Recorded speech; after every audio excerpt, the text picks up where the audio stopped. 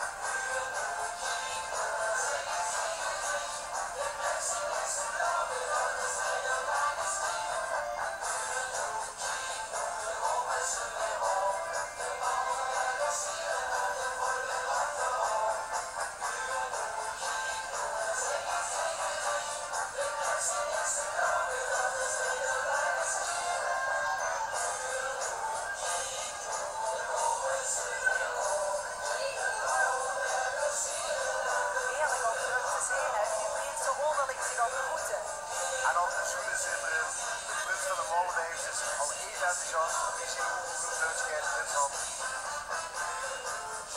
Volgens mij is het ook echt een droom van iedere jongen ooit de titel van prins te mogen krijgen. Ik denk het wel aan. Ook een beetje van dit oordeel.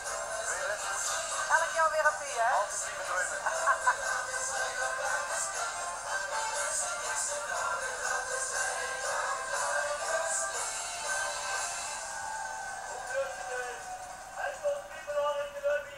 En de prinsen drinken zich onderling een lekker dropje.